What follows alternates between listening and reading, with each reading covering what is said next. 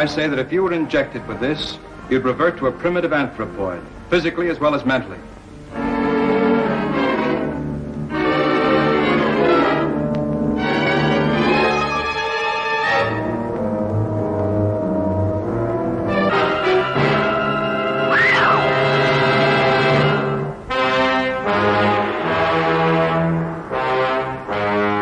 Only one scientist dared investigate the incredible phenomena.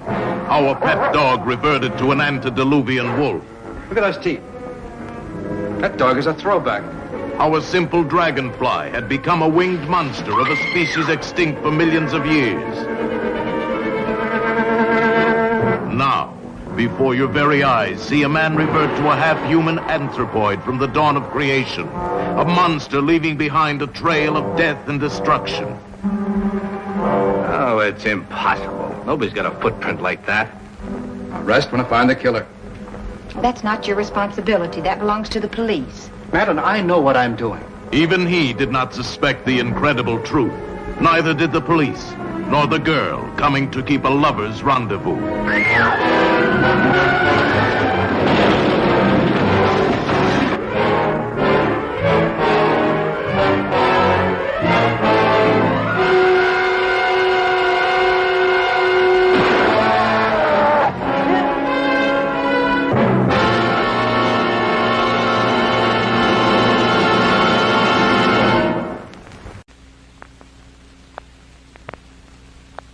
The countdown to terror has begun.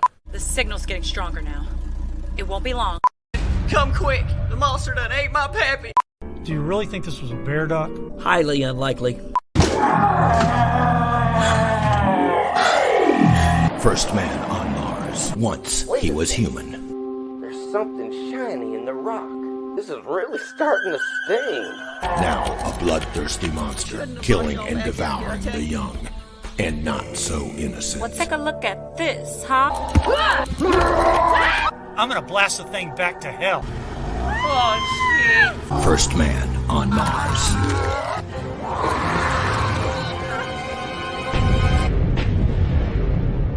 You mean there's aliens out here? Shit, I don't want to get abducted and anal. This film is not rated.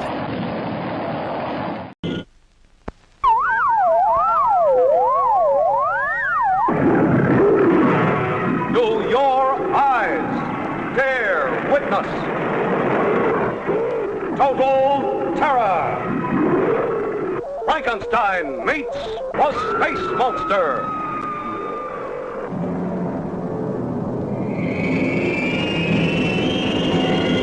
All recorders too fast. This is it. For the first time on the screen, America's missile might mobilized against annihilating invaders from outer space. We have come here to this planet for one purpose only, to acquire breeding stock to repopulate our planet. See the kidnapping of the Earth Maidens for the love-starved slaves of the sterile planet. Very good. We have done well, Nadia. I am pleased, Princess. You are satisfied. I will be satisfied when we have enough more like her to commence phase 3.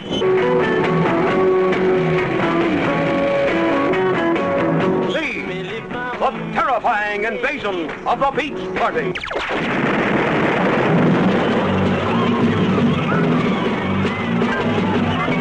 See a United States astro robot become a creature of death.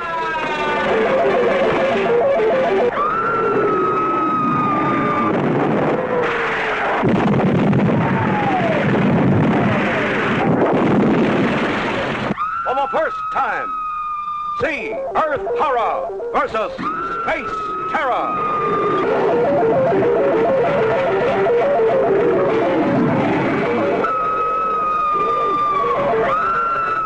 See Frankenstein meets the space monster in Futurama.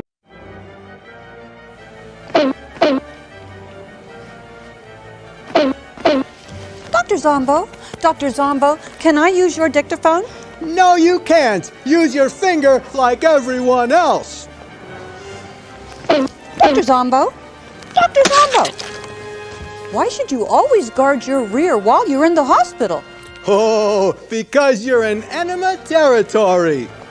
And we'll be right back with our very scary movie right after these important messages from our sponsors. Welcome, folks. Welcome to the Horror Mike Show on this fine and fiendish Friday night. Indeed, we have a hell of a show lined up for you tonight. Good God, man. I'm telling you, there's a lot of stuff going on. A lot of stuff going on this past week. I've got a few gems to show you. And of course, we are going to take a trip over to TUBI towards the latter part of this program. So stay tuned because you're not going to want to miss this, folks. I guarantee you that a couple of the films that have just landed on TUBI, you're not going to believe it. You simply shall not believe it. As a matter of fact, you may say, Horror Mike, I think you've hacked TUBI just to put those damn things on there, because TUBI would never in their right minds put such fiendishly bad films on TUBI. But no, they're real. They're on TUBI, and we're going to take a look at them later in the program. But folks, without further ado, let's head over to the chat. Now, if you were watching the trailers, we watched Frankenstein Meets the Space Monster, which is also on TUBI, as well as Monster on the Campus. You also saw my trailer to my film, First Man on Mars. Okay, folks, and that is available on eBay. It's available on my website, which is horroranthologymovies.com. I'm going to drop a little linky right in the chat here, folks, for you. There we go. And it's on Blu-ray. It's new on Blu-ray 2023, loaded with extras. You also get physical extras. And not only is the Blu-ray signed and numbered, but that number is your ticket to possibly win one of 2 screen-used props in the film First Man on Mars. So head on over to horroranthologymovies.com, folks, and pick up a copy of First Man on Mars today. You will be glad you did. The monster done ate my pappy. Okay, that's what I'm really trying to tell you right now. But let's take a look at the chat, folks, for God's sake. Michael Taylor is here. Hello, Michael Taylor. How are you doing, my fine fiend? Joe is here. Hello, Joe. How's it going? Easy Comic Reader is here. Hello, Easy Comic Reader. Good to see you. Gary Carlisle is here. Hello, Gary. How is it going, my good man? Fireball Comics is here. How's it going, Fireball? Good to see you, man. Joe says, Fireball, now I got that Deep Purple song stuck in my head. PBR Street Gang is on the scene, folks. PBR Street Gang, hello. How are you doing, my fine fiend? PBR says, but I'm a Love Star slave. Can some sexy aliens kidnap me? There you go right there, folks. That is PBR's question of the evening. The Comic Reader, keep hacking daddy. Oh, there is the link, folks. horroranthologymovies.com. First Man on Mars. Blu-ray 2023. There you go. PBR says, First Man on Mars is a damn fine movie indeed. Folks, there we go. And I'm glad you brought that up, PBR, because I want to ask everybody that's in the chat that has bought the film or watched it, one of the two. Oh, we got Werewolf on the scene. Hello, Werewolf by lunchtime. Hello, quick question. What is the best brand of basketball? Mrs. Werewolf has to buy one for a sponsored child. She works with disabled children. I would immediately say Spalding, Werewolf. But, I mean, Spalding is just a standard. It was a standard for many, many years. And matter of fact, I think Spalding was actually used by the NBA here in the States for years. as a, there we go. Yeah, PBR's, I think he's absolutely correct. Spalding, and they are, to my knowledge, to this day, they are quite common, so you can get them pretty much anywhere. I would imagine werewolf, you can get them in Australia pretty easily. It's got to be like the universal brand, right, guys? Yep. Easy Comic Reader concurs as well. We're all on the same page here, folks. Spalding. All right. That's what we're talking about. Spalding basketballs. I think they, were proudly used by the Harlem Globetrotters, if I'm not mistaken. I think there was they did, there was some kind of advertising campaign with the great Spalding and the Harlem Globetrotters. Michael Taylor Spalding. Okay, you got 5 Spaldings, I think, at this point, werewolf, and it's overwhelming. So there you are. Steve Harrison is on the scene. Hello, Steve. Good to see you, man. Good evening to you.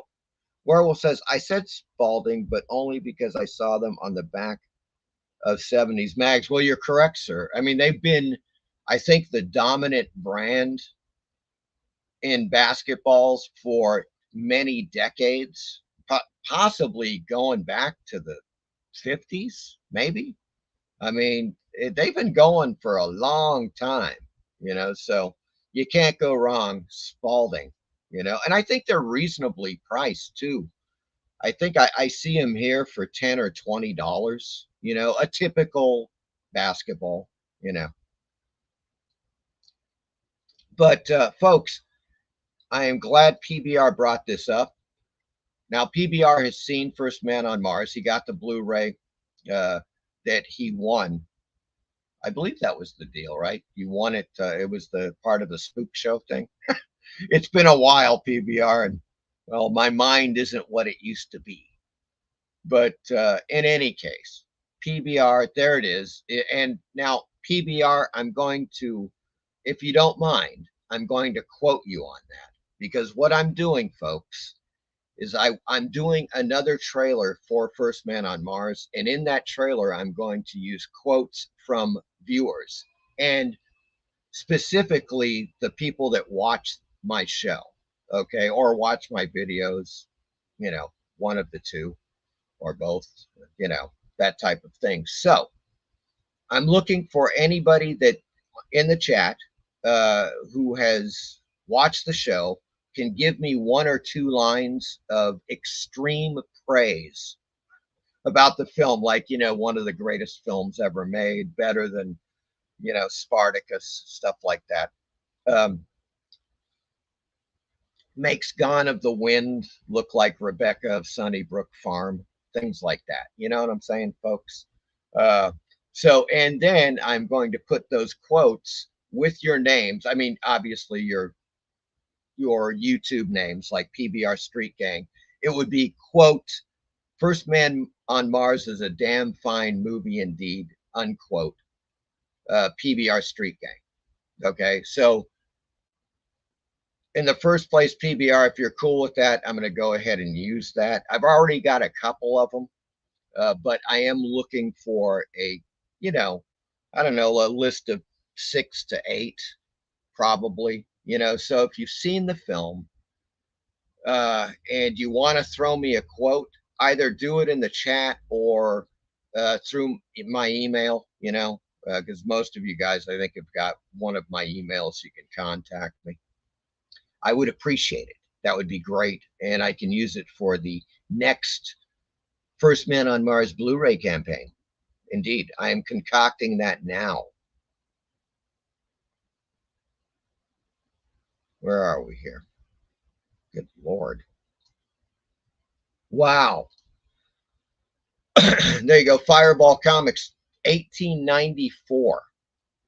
First Spalding basketball. That's incredible. I thought they were like going only from like the 1950s. That's insane.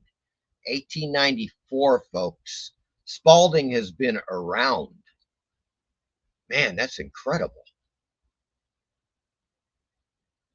1894, 1994. Is 2024 like their 130th anniversary? That's incredible.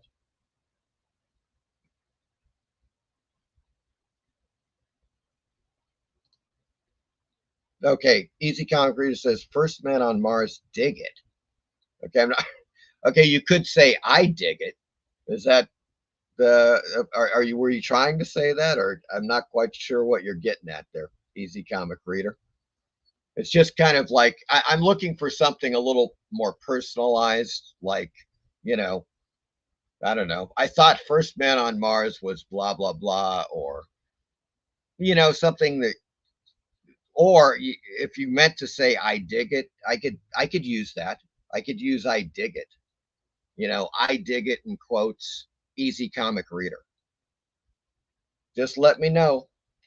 PBR says, sure, by all means, that would be way cool to see my comment out there to recommend your show. Thank you, PBR. I appreciate that. Werewolf says, Mrs. Werewolf, very much appreciated your suggestions. Thanks, guys. Yes, indeed. No problem. No problemo. Easy Comic Reader says, I'll work on it. Oh, great. Thank you, Easy Comic Reader. That's awesome.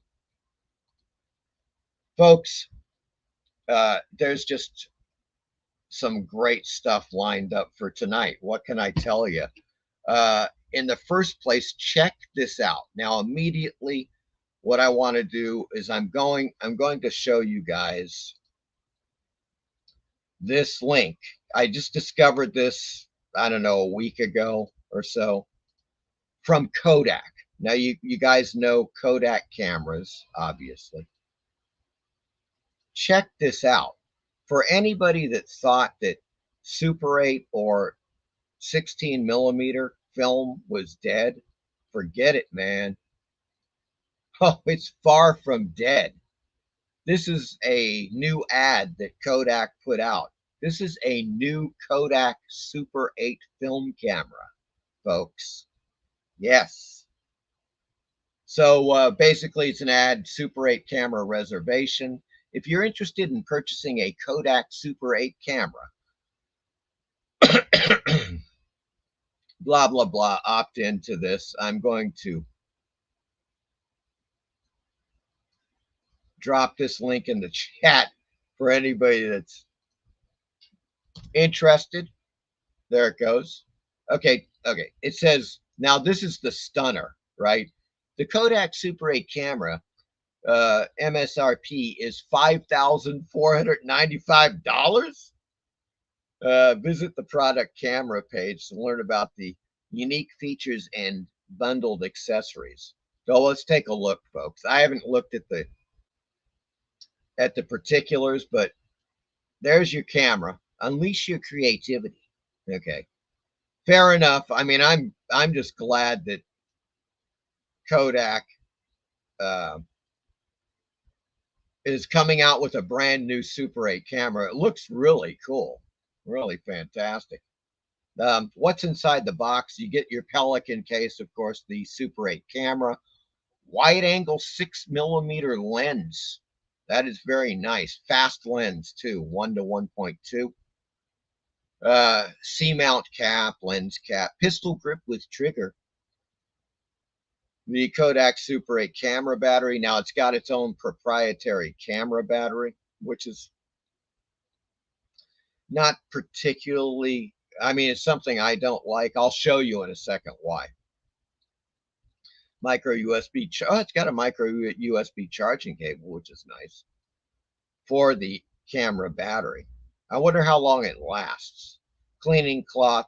You also get a roll, apparently at least a roll of the Tri-X black and white reversal film 7266, folks. That's what I'm talking about. Yeah. The extended gate. Oh, yes. Wow. So what they did, ooh, nice. So as you can see on here, folks, on the left is the traditional Super 8 gate, which got rid of the other sprockets on the right-hand side, and it gave you more of an image.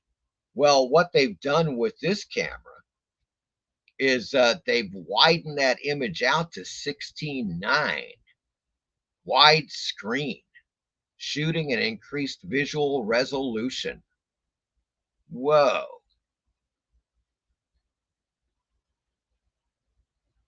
That's freaking awesome. Now that's the technology you're going to pay more for. There's no doubt about that. It also has an interchangeable C-mount lens, which you don't see in a lot of Super 8 cameras. So you can buy some C-mount lenses and have at it. Nice. Crystal sync for sound recording. God, they've got it. There's a lot of extras on this, folks. So, all right, I can kind of see where they're coming out with the $5,400 price tag. But check it out. All right, I'm going to stop that screen. So there you go, folks. You see that indeed. Oh, yeah, forgot about that one. I want to compare something for a second.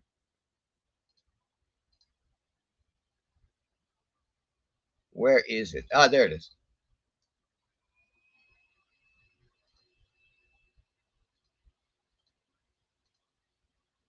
All right, this is Pro 8. I've used their services before. When I shot, actually, God, years ago, shooting Horror Anthology Movie Volume 1, there was one segment that I made called Footage Found Araby.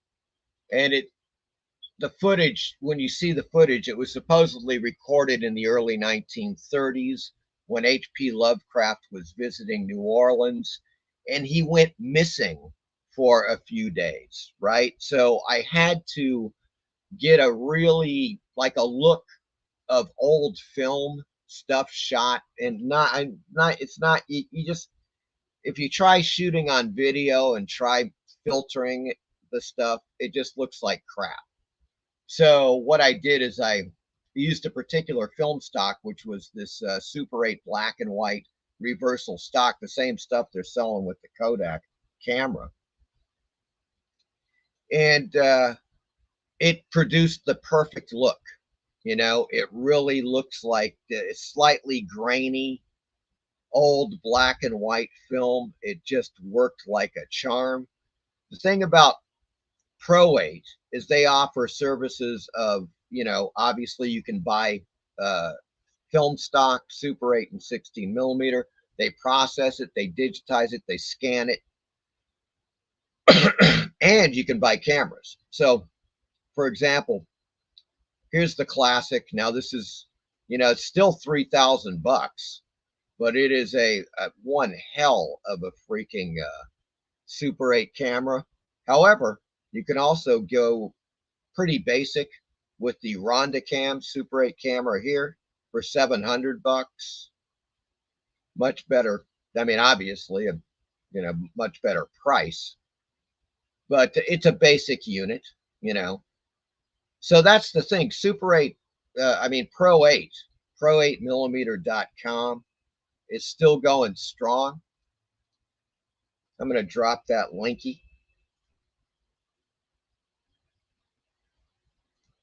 in the chat. And so I use them. I used them for horroranthologymovie.com. And the camera I still have, of course. I've got both of my film cameras, folks. Here we go. Yeah. This is the Elmo 1000S. Okay. Look at that baby. This is what I used to shoot the footage for Footage Found Araby. Right? It's just a classic Super 8 camera. You can record sound with it. It's in great shape. I haven't shot anything with it for years, you know, but I probably should clean the interior of it, but it appears to be in pretty much, you know, the same shape as I left it many years ago. So there's your fine Elmo Super 8. Hell of a camera. Elmos are freaking fantastic, folks. But here comes the piece of resistance, or the piece the resist, whatever the fuck. Check this shit out. All right. Here we go. Yes, all 10 pounds of it, folks. This, my friends, my fiends, this is the Canon Scupic 16 millimeter camera, which has been altered. I had it modified to become a Super 16 millimeter camera. And this was the primary camera used to shoot First Man on Mars. Okay. Because there was technical difficulties with the main camera, which was an Aton. It had first day filming malfunctions.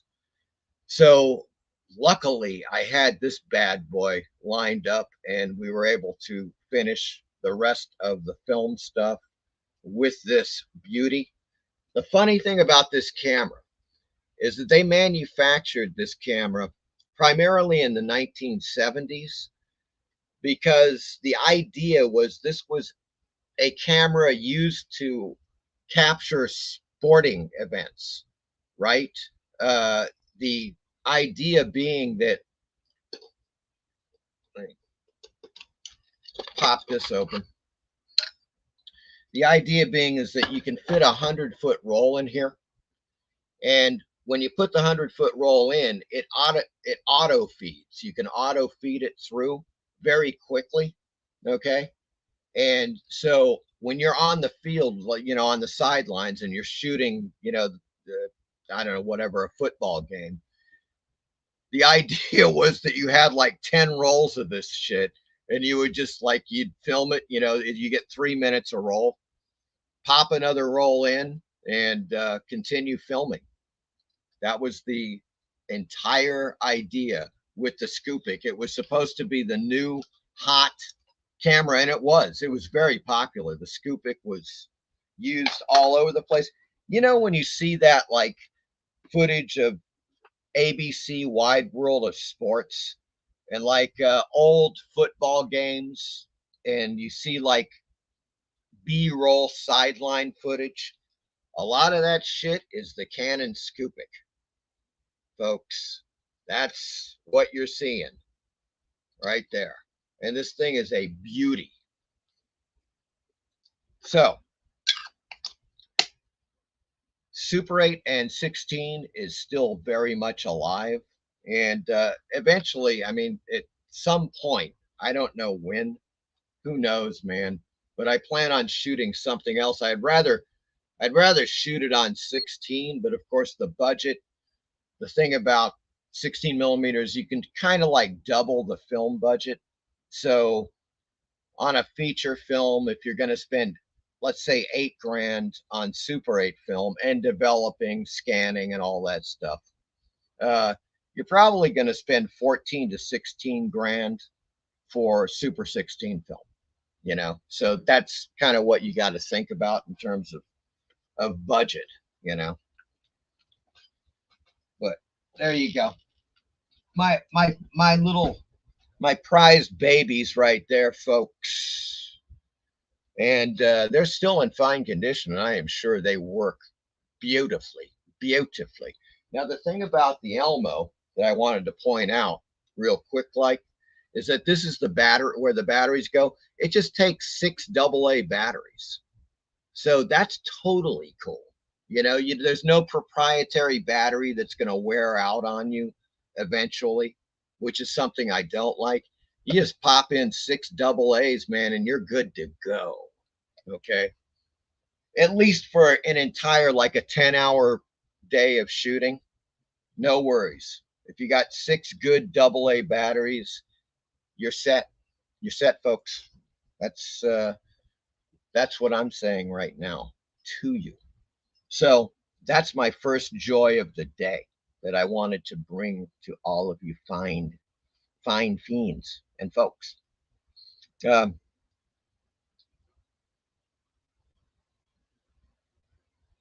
Where the hell are we here on the chats? There's the Kodak.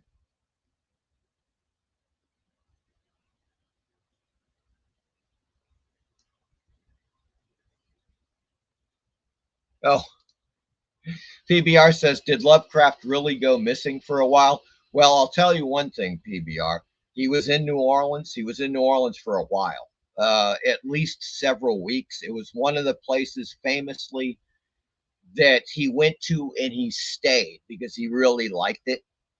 And my whole idea when I was writing this story was, what if there was something that was going on in New Orleans and Lovecraft knew about it, you know?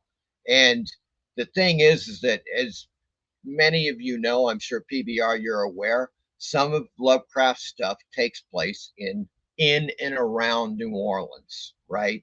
You know, there are sequences in his stories where you have voodoo going on. You got, you know, all kinds of weird things happening in New Orleans. You know, he didn't travel very much, folks. Lovecraft did not get to many places, but he got to New Orleans. Oh, yes. Yes, he did. He also got to Florida, to St. Augustine and DeLand, Florida, but that's an entirely different story for another time, folks. Once again, pro8mm.com. Michael Taylor, very cool, Mike. Thank you, sir. Easy Comic Reader says those still look brand new. Well, I take care of them as much as, I mean, I've got them, you know, they're in cases. I've got like the 16 millimeter camera, it's in a hard metal case, you know, and it's definitely well taken care of. I make sure that, of course, I take it out regularly because you can't just keep it in there because you could develop humidity, or especially I'm here in Florida, guys, you know, you got the, you know, those things you use. I don't see one. I think they're called desiccant packets. You put those things in there to keep it dry, and then you clean it once in a while, you know, so it, you got to, you have it. I mean, look, folks, this camera, I mean, I just showed you that Kodak camera they want $5,500 for. I got this one for $400. Okay. I got it for $400 and it cost me another $300 to modify the camera to become Super 16. So, you know, that's the thing. That is the thing, folks, right there. Indeed. Let's see here. Joe, is that the camera Bob Ford got his head bashed in with? It could be. I don't know. I hadn't heard of that. But that'd be painful. And you could bash somebody's head in with that easily. It's an easy 10 pounds. A piece of resistance. Thank you. Too funny. You made Pepsi shoot out of my nose. Joe, oh, that's Bob Crane. Joke ruined. Ah, I gotcha. Now I got it. Sports or porn, folks, right there. They could have used it on porn, lead paint. That is possible. You know, the only thing I can tell you is that they advertised the hell out of it, Canon, as the new sports camera. You know, there you go. But it could have been used in the porno. It's very possible. It's although I kind of doubt it. It's kind of a noisy camera. So if you were going to shoot stuff inside a room like that, you would probably want a blimped camera like an Aton or something like that, you know, that's very silent running. This you can hear. You can hear it. And that's the beauty of it, because it's designed, of course, you're on the sidelines just shooting footage, and they just have a master audio. You know, they're recording during the football game, for example. And then they just use this as B-roll, you know, and sync it up when they're editing, and Bob's your uncle right there, man. Pretty easy stuff. It's great. It's like this is the kind of camera that you would take if there was a war on, they would take it into the trenches, shit like that, because it's built like a tank and very easy to load relative to other cameras, you know. But there is a drawback. It only does, you can, I better bring this out. There is a thing you can do that you could attach a 400-foot magazine onto the top of this damn thing so you could film 11 minutes at once instead of just the 100-foot inside. You could, there was a thing they sold. It's somehow connected to the camera on the top. It was kind of expensive. I never got one. I was just like, the hell with it. You know, I like that 100-foot. You shoot your 3 minutes. Well, really, you shoot your 2.5 minutes. You're shooting 2.5 minutes at 24 frames per second. But it's fine because you just roll out and then you're, you know, you just pop another one in. It takes literally 2 minutes to change the oops. Okay. There we go. It takes 2 minutes to change the film.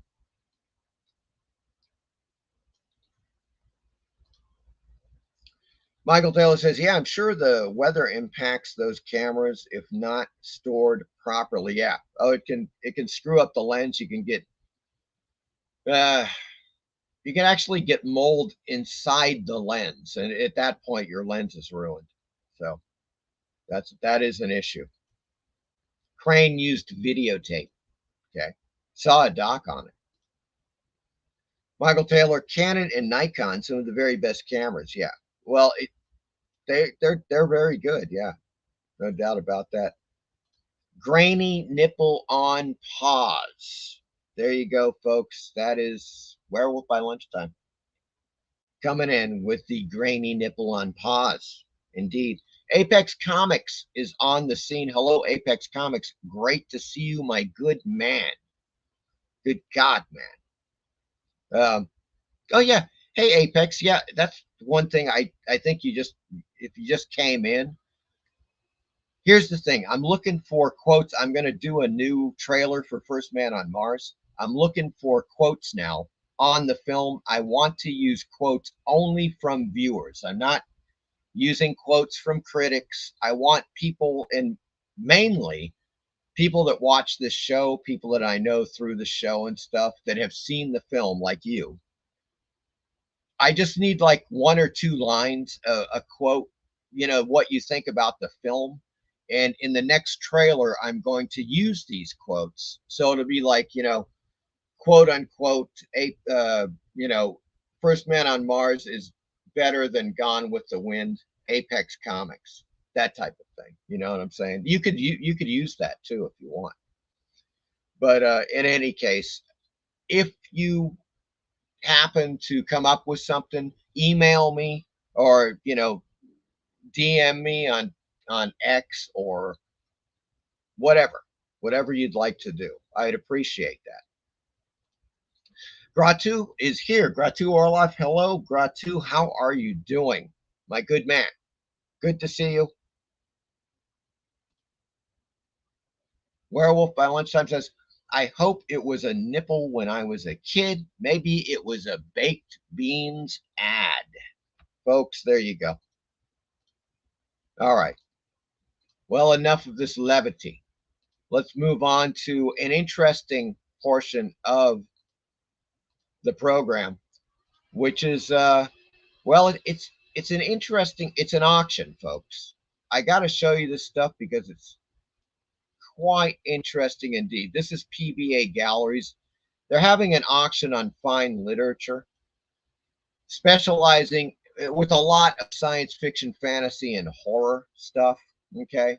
And I just want to point out a couple of things because there's some really cool stuff they got. Now check this out.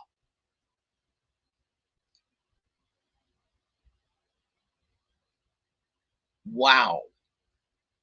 Okay. I think you can see that. I'm going to reduce.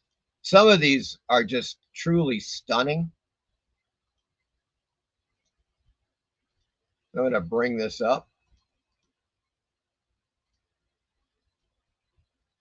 Now the bidding closed. As you can see, The Strange Case of Dr. Jekyll and Mr. Hyde by Robert Louis Stevenson.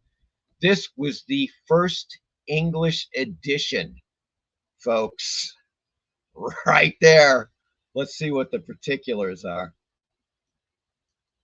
Published in 1886. They just give you a bunch of...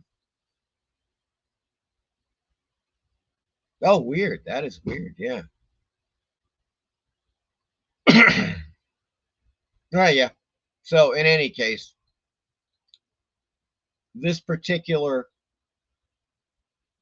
copy went for $2,800, you know. So they estimated $3 to $5 grand. They got a little less than that.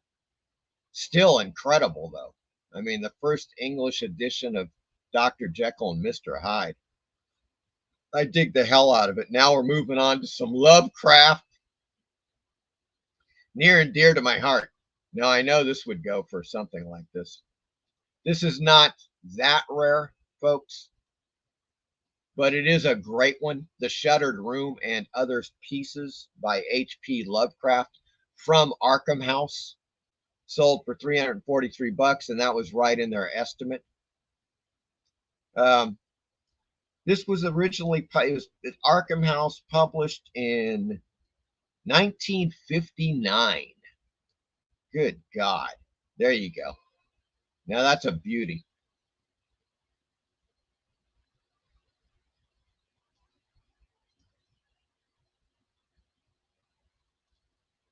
Getting a little more contemporary now. With Philip K. Dick, Do Androids Dream of Electric Sheep? Find out. Wow. Whoa. Estimate $5 to $8 grand, sold for $16,250. Holy Toledo. For those unaware, Do Androids Dream of Electric Sheep is the book they based Blade Runner upon. Philip K. Dick. This is the Doubleday printing, first printing 1968, first edition. Wow. I cannot believe that price. That is stunning.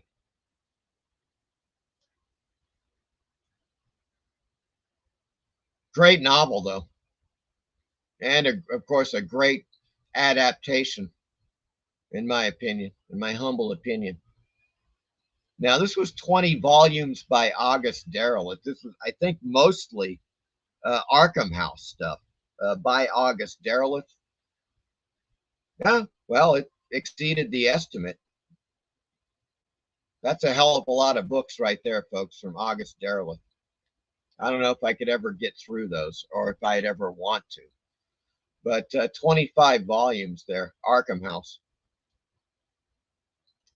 Rather interesting. The Spectral Link. Take a look.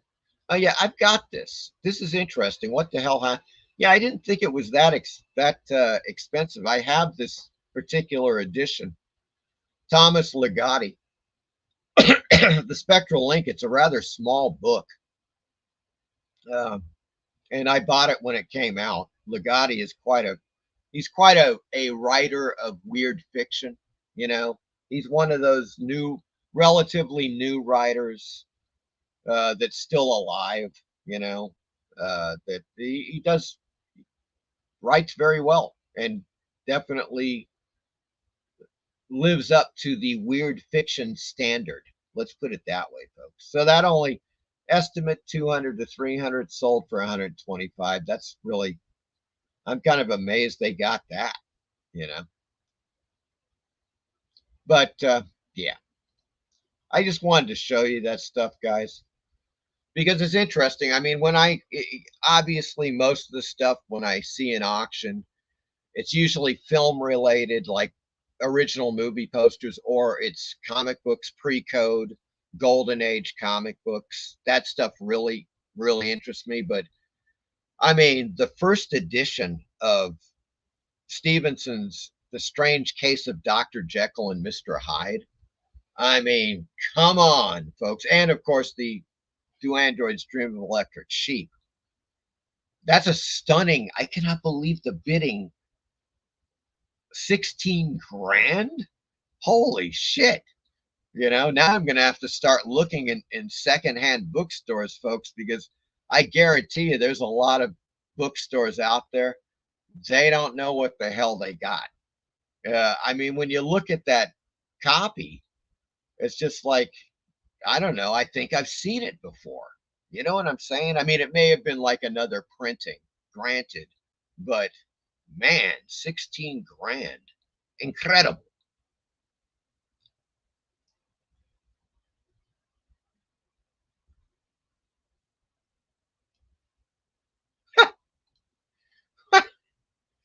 Michael Taylor, First Man on Mars is better than the moon landing. Have you seen it, Michael Taylor? I don't think you have. Now, full disclosure here, Taylor. Apex Comics, Lloyd Kaufman, eat your heart out. First Man on Mars is great. Thank you, Apex. I love that. That's gold. That's gold, Apex. I'm going to use it. Thank you, sir. PBR says, I know I have said this before, but I just rewatched The Changeling on Tubi. It's movies like this that show how great George C. Scott is, and plus the actor who played who? Fuck. I can't. Baltar? Fucking hell. Yep, Baltar is in it. Who is Baltar? It's not. It sounds vaguely familiar, but it should be. I think it's The Horror Mike, PBR. I think it's The Horror Mike. Mostly, I mean, I do put, obviously, when I make new videos, I advertise the live show and everything on X, Twitter, whatever the hell you want to call the damn thing. But a lot of times I just shit post. You know what I'm saying? I mean, Elon Musk. That's all I got to say about that, folks. Apex, I wonder what the VHS tape of Dr. Jekyll and Mr. Hyde would go for. It depends. Depends on the copy, the edition, you know. There could be one that is actually rather rare. That's very possible. Now, I believe I had to go with The Horror Mike because Horror Mike was already used.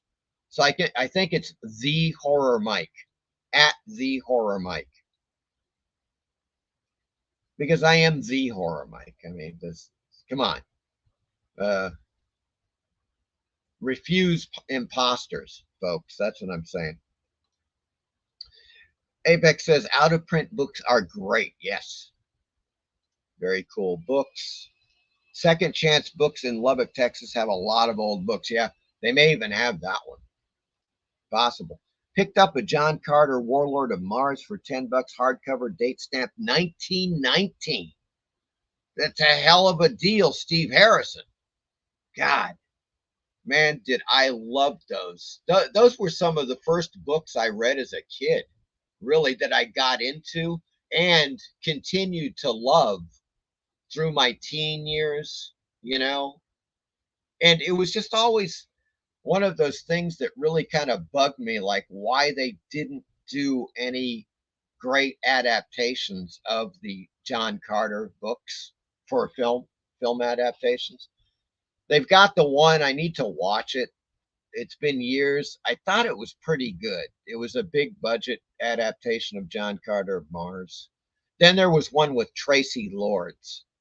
I think it was shot on Super 16, if you know what I mean. And I think that you do, folks. Easy Comic Reader says, I used to sell books to buy comics. It's amazing what some go for to the right buyer. Yeah. There is no doubt about that, man. Game of Thrones. Baltar is the human turncoat on Battlestar Galactica. Gotcha.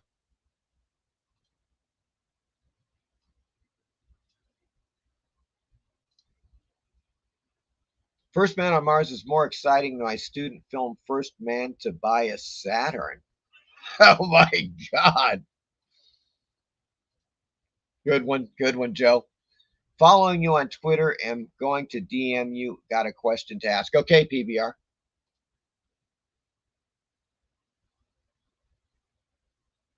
Not just any horror mic, folks. Okay. It is the horror mic. PBR says, am currently reading TUBI of Mars, which is book 4. There we go. I should go back and reread that series. It's been years, you know. I loved it though. Edgar Rice Burroughs. God, are you kidding me? You know, The Land That Time Forgot, At the Earth's Core. I mean, even like a lot of the non-John Carter stuff, although I like John Carter the best, you know, I just love it. And I was so pissed off, even with the Marvel comic books. I don't know about you guys, but, you know, they could have had John Buscema do the John Carter of Mars comics instead of Gil Kane. God. I mean, come on, man. Gil Kane, for Christ's sake. Werewolf says, First Man on Mars, better than some films. Yeah, better than some films slightly inspired by Monty Python. Or yeah. God, there was one that was the greatest. Well, it was a Rolling Stone comment. So I modified it. And it was for a movie that I reviewed, and it was like shit, I forget what the movie was, but the quote was, "This is one of the films you'll see this year," unquote. Apex, Tracy Lords played Deja Thoris in the John Carter movie, in that low budget movie. There's a big budget movie that was put out by Disney. And it's floating around. I just haven't seen it. So there's 2 John Carter of Mars films to my knowledge. Maybe somebody else knows if there's another one. I don't know. Michael Taylor says, haven't seen it, but planning on seeing it in the future. Just thought I'd throw something out there. Yeah. Well, that's fair enough, Michael Taylor. But when you see it, yeah, get back to me with a quote. That'd be totally great. And once again, folks, just so you know, I'm not trying to badger you here, but there is the link to my website wherein you may purchase the First Man on Mars Blu-ray. And once again, it is brand new for 2023. It is loaded with extras. It also comes with physical extras. Now, when I talk about physical extras, I'm talking about this kind of stuff, folks, which is totally cool. Now, what you will get is a card like this that, as you can see, now that's original art that I did recently this year for the film. And I sign and number it on the bottom. So this comes in the Blu-ray. First Man on Mars. You get an authentic Haunted Thrills playing card, folks. Yes, you do. And you know what time it is. It's Joker time. It's Joker time, folks. Maybe I can do this. Yeah, I think I can. It's just a card, folks. It's just a normal card. There you go. Had to do it. And you get a First Man on Mars sticker.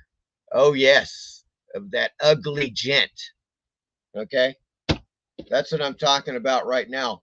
And you are automatically entered to win one of 2 authentic screen-used props from the film First Man on Mars.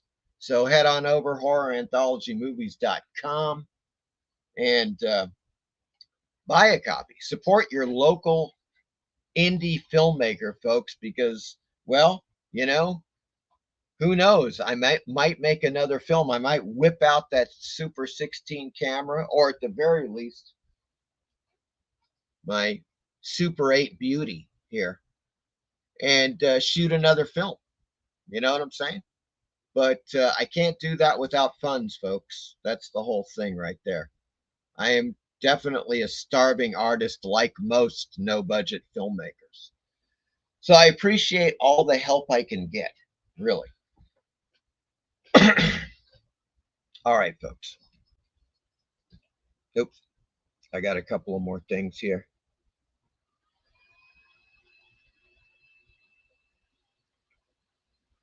GCC. God, who's that?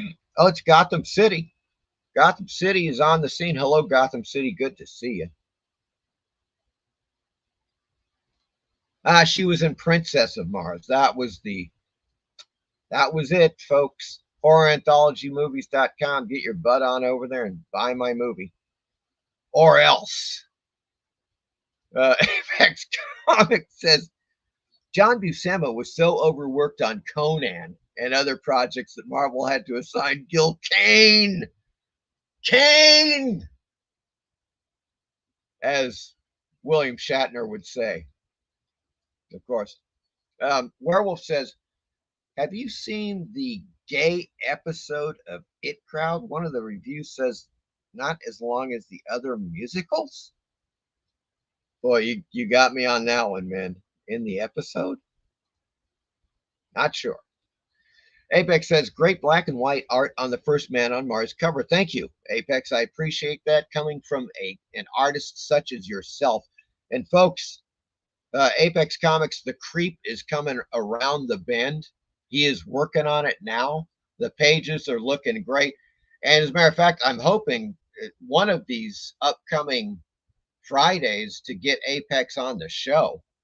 You know, maybe in another 3 or 4 weeks when he's got a little more done on it, so he can show a few kind of newish pages from the creep, because he's working on it. It's going to be coming out sooner than later. You're going to want to check it out.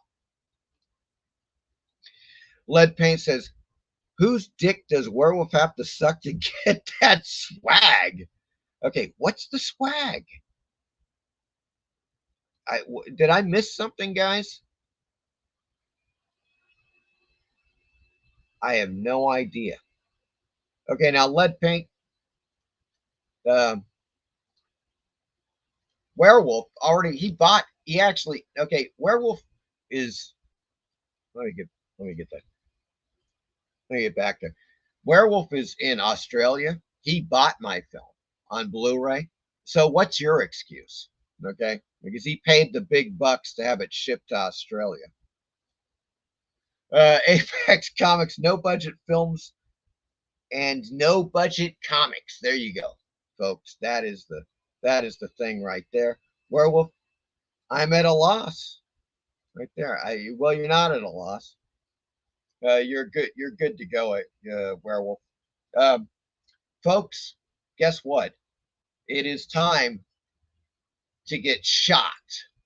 Yes, that's right, folks. I'm about to shock you with a cold, icy stare and a hard dose of reality. Because here's the thing. Check this out. Now, you guys have seen, I probably have shown this to you before. This is just a classic copy of Tales of Voodoo. This is Eerie Publications, circa late 1960s, 1970. Okay. And this was put out by Myron Foss, right? Eerie Publications from the mid-60s all the way well into the 1980s. It lasted, you know, his Tales of Voodoo, weird, Tales of Horror, etc. Various things, various magazines. They went on for a few decades, you know. So here's a classic example, right? And the thing is, you would get this really gory cover, right, that had nothing to do with anything inside the actual magazine, because the magazine, folks, was all reprints. Now, for example, this is a direct reprint of The Black Death, a classic, freaking awesome pre-code horror story about giant ants on an island. Really cool. I love the story. So what Foss would do with these stories, this is rather hilarious, is that, well, you can't really tell there. Let me find something that's really obvious. God, that's a great splash. Check out this splash page. Look at that. Whoa. Locked in Time. I'm going to have to look that up. That is beautiful. Okay, where is it? Here we go. I showed you guys. It's fucking ridiculous. Okay, Nightmare Island. I did a video about this. You guys may have seen the video. If you haven't, check out my channel and go watch this because it is freaking awesome. Nightmare Island is another great pre-code story. And as you can see there, the splash page, you got a giant rat. There's a giant rat trap, and there's this woman that's stuck in the rat trap, and the rat's coming at her. And if you look, you can see that there's like blood coming out of the rat's mouth and stuff. He's looking, you know, looking kind of vicious. Well, the blood, everything about this is original to the original art that was done in the 1950s, right? Pre-code horror. But what Foss would do, he would add blood and gore to make it simply more sensationalistic.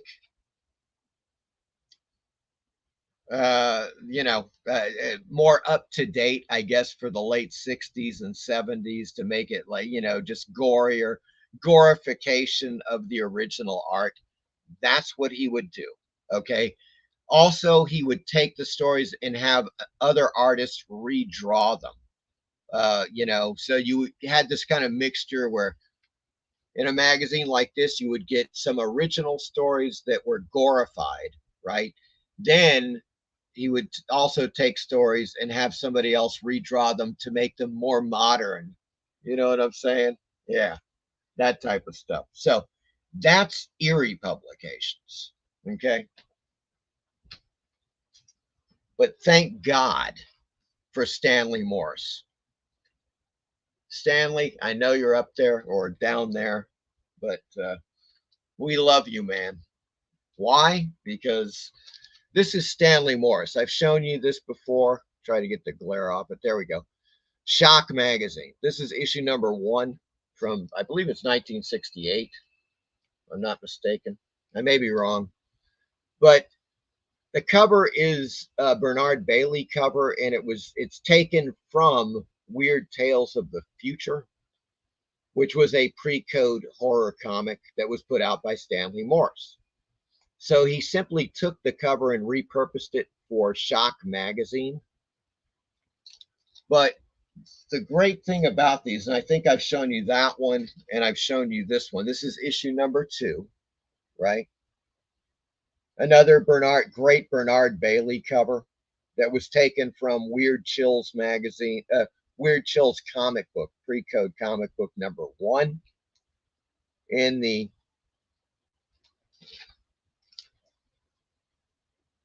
early 1950s. So he just took the image from the cover and he put it on Shock Magazine.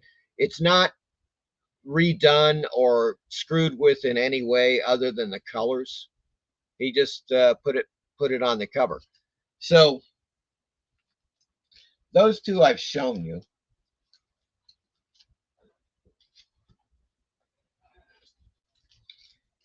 But I've got a few more that you're going to want to check out, folks.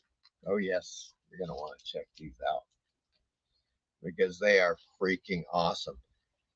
Here is the 3rd issue of Shock. Now, the one thing that happened with the 3rd issue is that Stanley Morse figured, hey, you know, those old covers of using the, you know, pre-code horror covers directly, the Bernard Bailey covers, just aren't cutting it. So he had artists do lurid covers like this one, okay?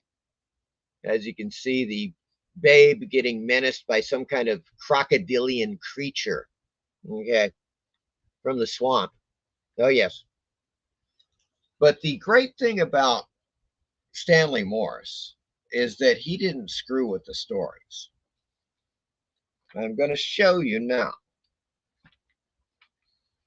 All of the reprints, all of the pre-code reprints, to my knowledge, in the Stanley Morse publications, including Shock, Chilling Tales of Horror, and Stark Terror, he just simply took the original art and he reproduced them in magazine size. Check out the reproductions in this, folks. They are the best black and white reproductions I've seen for pre-code horror comics. I mean, that is just he's taking these directly from the original art, you know, and he's not screwing around with them. So if you like original art from the pre-code era, you got to get your hands on some of these issues, folks. Okay, here we go. I don't, you know, once again, I'm not quite sure what the hell. He should have just kept going with doing the pre-code covers, but he chose to do these lurid covers like this, which, you know, to draw in a new audience. But this particular copy is really high grade. It's in just stellar condition, which, you know, I mean, it's from, like, once again, it's like circa 1970. So check this out. There is an artist called Gus Rica. He was an artist throughout the golden age, I think starting like circa 1940. When the pre-code horror era rolled around, he was right in it. He did several stories that I know of, but he did this one called The Bat and the Brain. Check out this splash page. I'm going to try to get this in there.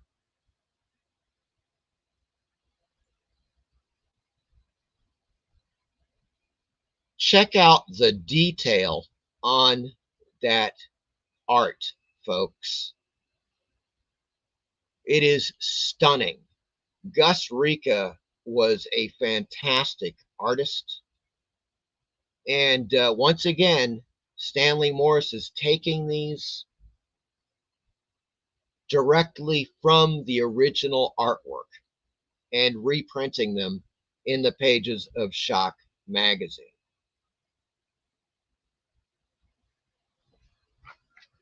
So, I just ended up getting several issues because this is I mean, it's near and dear to my heart. Some of these covers, though, I just don't get it. It's like, here's Chilling Tales of Horror, where like these creatures are flying and they're like trying to disconnect the woman's parachute. She's diving, skydiving. I'm like, come on, man. You know, not really that great.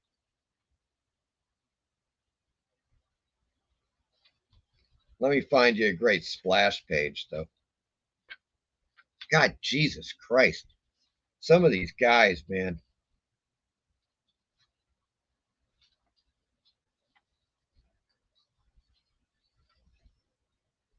Yeah, this is Ogden Whitney. Check out this Ogden Whitney splash, folks.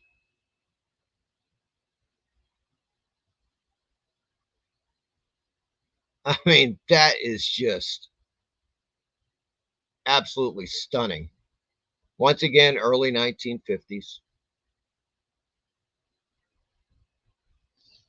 And so the great thing about Stanley Morse, and he deserves a heap of credit, because he was just doing this. He saw what, Myron Foss was doing with Eerie Publications, and he was like, hey, I got all this original art. I'm going to do my own. I'm going to do shock and chilling tales of horror and stark terror and all these other publications.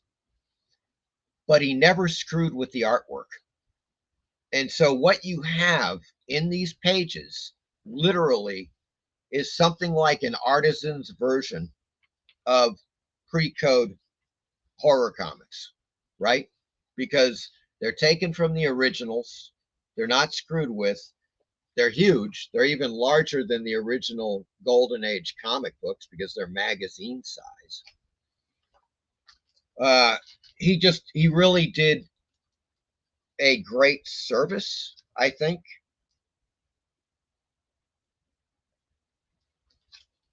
To pre-code. Oh yeah, you got to check this out. I'm going to pop this open, folks. This is another really nice copy of Chilling Tales of Horror.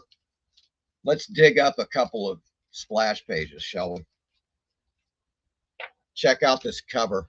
Once again, it's one of those lurid covers. Yeah, some kind of mummy creature. Aggravating the poor damsel in distress there.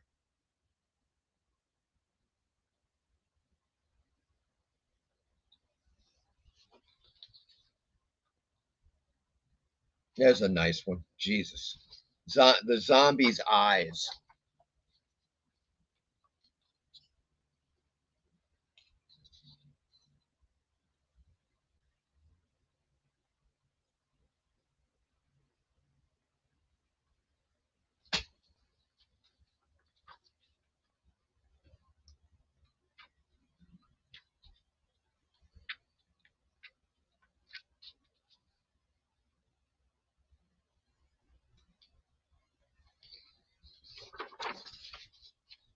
Within the Tomb of Terror.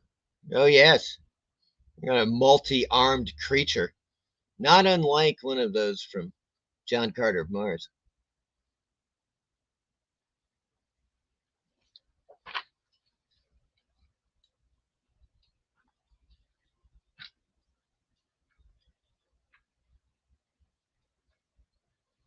That's pretty much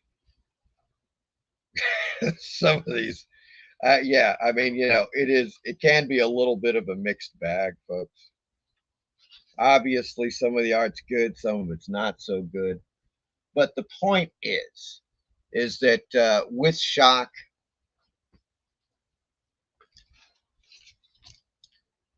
I think Stanley Morse really did pre-code right in the 1960s and 70s by not screwing with the original art, like Myron Foss did for Eerie Pubs.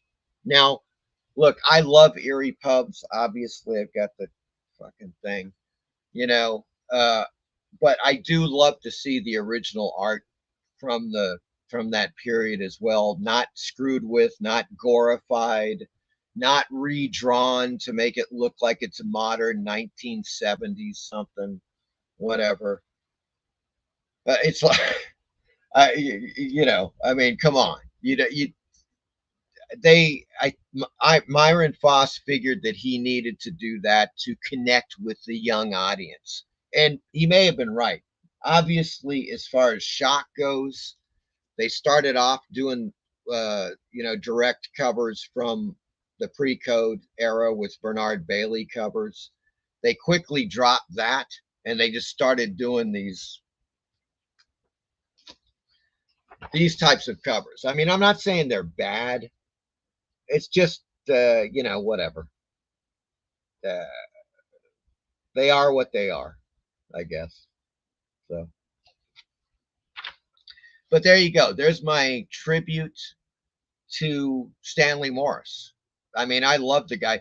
Stanley Morse famously said, and he told his artists the same thing, and I loved the guy for it. He was like, look, I don't give a damn what you draw, just as long as it makes me money. That's what he said. That's what he actually told them. And you know, look, all of those dudes were thinking the same thing. I mean, come on, he was the only one with the balls to say it, you know, unlike William Gaines, shekels like that, you know, who couldn't wait to self-censor their own shit. Stanley Morse was right in there. He's like, look, man, do it. Balls to the walls, push the envelope. If you want to see some extreme shit, check out some issues of, there were only 3 issues of Weird Chills comic book, because it was at the end, it was like the end of 1954. The comics code kicked in the beginning of 1955. So Weird Chills simply stopped. You know, they couldn't do anything else. That was Stanley Morse.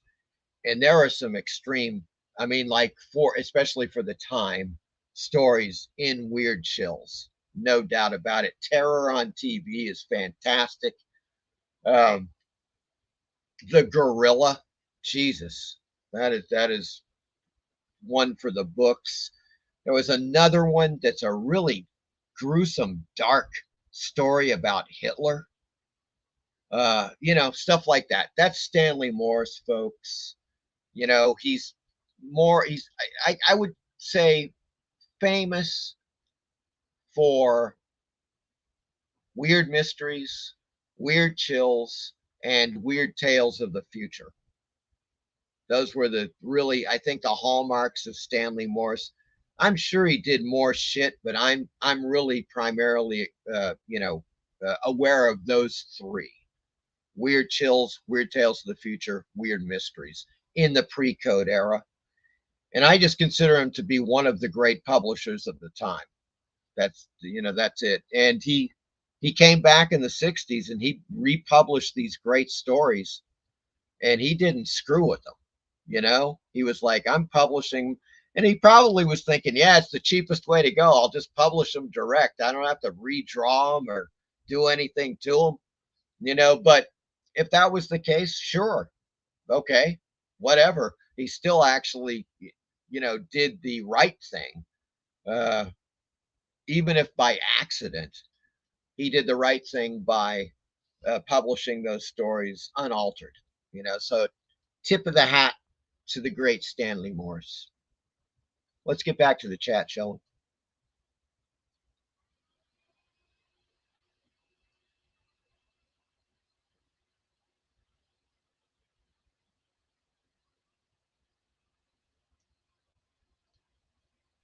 Apex says, Apex After Dark Saturday 12. Oh yeah, tomorrow. Tomorrow night, folks, at 8 p.m. Central. That would be 9 p.m. Eastern. Please subscribe, ring bell for notifications, jump on a donkey's back, and all that stuff. Tomorrow night, folks, Apex. Head on over. Yes, I loved that video. Oh, right. You saw that video, Apex. Yeah. I thought the giant rat would sit in the lounge chair. Oh, my God. That would have been great. It turned out that he was Mickey Rat, you know. Lead Paint, most of those shock stories are from ACG, aren't they? Maybe all of them. Some of them are from American Comics Group. You're absolutely right. But others are from Stanley Morse, directly from Stanley Morse. Now, I don't know what connection Stanley Morse had with ACG, but he did publish a lot of them. And unfortunately, in the latter issues, for example, of Chilling Tales of Horror, they were like garbage. like bad ACG stuff that wasn't even horror. It was kind of like adventure, mystery crap, you know, not interesting to me at all. So when you're looking, if you just, folks, if you decide to check out copies of Chilling Tales of Horror or Shock magazine, be very careful about the stories. Look up the stories in, go to the Grand Comics database, comics.org, and make sure they're freaking horror, because you may be saddled with some bad ACG adventure. At the end, I think Stanley Morse was running out of stuff. And, you know, he did that. But for instance, Lead Paint, yeah, the Nightmare Island, the rat story, was from Voodoo magazine, not ACG. PBR, wow, that splash page is crazy. Yes. Werewolf, Beautiful Shadow. Yeah, the Gus Rika, man, I'm telling you, that guy. Look up Gus Rika's artwork. He's fantastic. Apex says, nice chiaroscuro of the shadows and figures on that page. Yes. I mean, that's stunning work. Man, this is like, you know, pre-code horror comic stuff, but people don't realize some of the artists that were working, and I'm not talking about EC, folks. We all know the EC story and the great artists of EC. There were great artists working outside of EC. Artists that were working in the Iger shop, artists that were working for instance, Standard publications with Out of the Shadows and a variety of comic books titles. You know, shit. You know, you had Toth in there, Steve Ditko, Matt Baker, Jay Disbrow. Some of my favorites as well in the pre-code era. Robert Webb, I love Robert Webb. You know, just he's freaking awesome. Although he's not to everyone's taste, that's for sure. Hey, Jacob Boranowski is here. Hello, Jacob. Good to see you, man. Good Lord.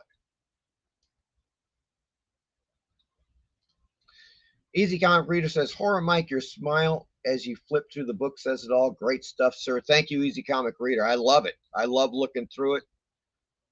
Looking through those books. They're fantastic, man.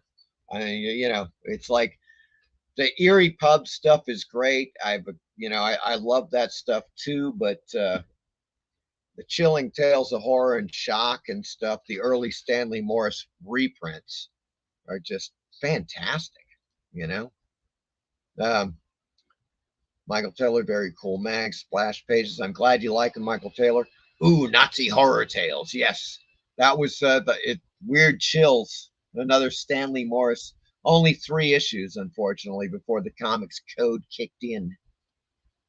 Apex says, bad ACG adventure with rushed art pages and the editor complaining about the comic should have been done yesterday. Yes, that's exactly. Some of the stuff is just bad, folks. Hey, look, ACG, you guys, a lot of you know the story. You know, American Comics Group. You had Adventures into the Unknown, right? Adventures into the Unknown was the first series horror comic book series ever published, and that was ACG. And for the first 11 issues, they had really good covers, right? Because I forget the artist. Shit, he had a weird name. He may have been German, may have been a German artist. But he was quite good. And then Ken Bald took over. This dude, I'm not a fan, let's put it that way. And Ken Bald ended up doing a ton of freaking ACG covers, and they kind of all look the same, and they're pretty mediocre. You can look at them, judge for yourself. You know, occasionally he would come out with a zinger, but for the most part, I just did not like I didn't like those covers, and they're not very sought after. Consequently, most of those ACG comics, except for issue number 1, which is definitely pricey, you know. But once again, that was another artist that was doing like I believe the first 11 issues of ACG before Ken Bald was assigned to it. So there you go. Good Lord. Folks, let me check my thing here. Oh, yeah. Good God. Now we're getting into some weird stuff, folks. This is a weird type of thing. As you could see, I don't know if you looked at the thumbnail or the description of this live show. There was, in the 1970s, this is a real story. I'm going to show you the evidence and everything. There was a serial killer, a real life serial killer that starred, well, I shouldn't say starred, but he was in a very famous horror film, right? And you see him, we're about to see some photos from that. It's just the strangest tale revolving around a movie that already had all kinds of issues, weird goings on during the making of the film. This was actually after the film was released. This was a few years later that this guy was finally caught as a serial killer, you know. But this is a true tale. And it's just one of those bizarre things that, well, you're going to have to see to believe. Oops. And without further ado, folks, it is Paul Bateson, the real-life killer who appeared in The Exorcist. A convicted murderer and suspected serial killer lurks in the frames of the horror classic. So, as you can see, here's a photo. There's Bateson in the background. This is when Linda Blair is being checked out in the hospital. You know, they don't know what's wrong with her. And so Bateson is basically in that scene, right? So let's read on, shall we? There are plenty of scary things going on in The Exorcist. Over the years, numerous stories have circulated that the production was cursed, plagued by strange accidents and occurrences. The set caught fire. Ellen Burstyn suffered a back injury during a stunt. Multiple cast members' loved ones died. Things got bad enough that a priest was asked to perform an actual exorcism on the production. Some of these stories are true. Others may be a bit on the fanciful side. And yet, perhaps the most terrifying thing about The Exorcist is that a real-life killer, convicted of one slaying, but who may have claimed 6 additional lives, appears as an extra in the movie. Paul Bateson, pictured on the left, was working as an X-ray technician at the New York University Medical Center, where director William Friedkin shot the famous scene of Linda Blair as Reagan undergoing a carotid angiography procedure. And there it is. And there's Bateson on the left there. Looking for a bit of realism, Friedkin used an actual neuropsychiatric surgeon and his team for the shoot. The surgeon's assistant was none other than Paul Bateson. 6 years after the release of the film, Bateson would find himself at the center of a very different type of horror story, one in which he played the role of killer. Hold on one second. I gotta get a drink, folks.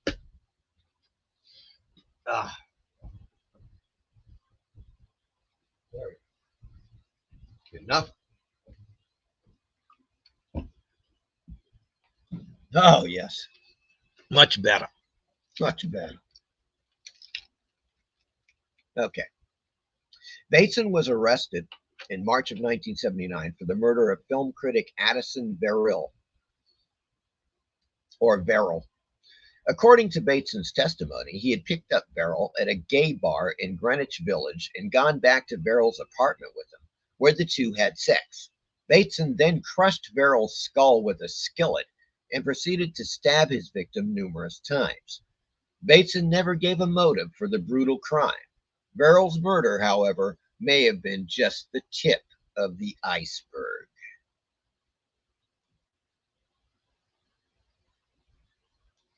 While he was awaiting trial at Rikers Island, Bateson began to brag about other murders he had committed.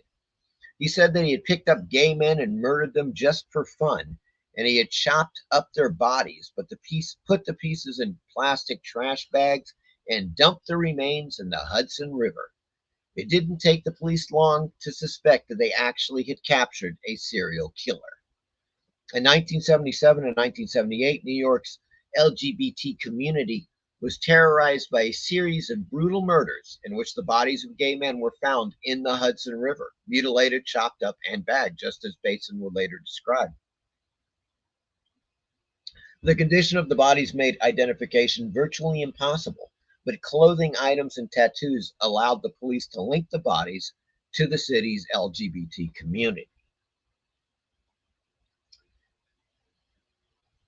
At least 6 bodies were ultimately uncovered, though the killer may have claimed additional victims. The killings became known as the bag murders, and sometimes by more derogatory terms. You can only guess what that was. But no killer was identified until Paul Bateson was arrested for the murder of Addison Verrill. There is apparently Bateson years later. When William Friedkin learned that a suspected serial killer had appeared in The Exorcist, the director visited Paul Bateson in prison. Following that interview, Friedkin signed on to direct the 1980 film Cruising, in which Al Pacino plays a cop who goes undercover to track down a killer targeting gay men, a killer who follows much of the same MO as the bag murders to which Paul Bateson had confessed. Bateson is even said to have served as an uncredited consultant on the film. Though the police took Bateson's confession at face value, there wasn't enough physical evidence to link him to the bag murders, so he was only charged with the murder of Addison Verrill. Bateson was sentenced to 20 years to life in jail. He was released in 2004 and is now said to live somewhere in upstate New York. You can believe that one, folks. As to whether Bateson actually committed all the bag murders or indeed any of the killings, we may never know. But the man who appeared in a brief scene in one of the scariest movies ever made certainly has at least one death on his conscience, and who knows how many more. So the next time you queue up The Exorcist, just remember, the film may be fictional, but it contains one scene in which the darkness is all too real. Pretty trippy, huh, folks? There he is, old stabbing Bateson right there. Just a bizarre story that, when I'd never read like the whole thing about it until I found this write-up in the lineup. And it's just fascinating, I guess. It's weird, stunning, strange. I think a lot of people know that during the filming of The Exorcist, they had all kinds of problems. Weird things happened. People were injured, People did die, like relatives of people. Strange shit like that was going on.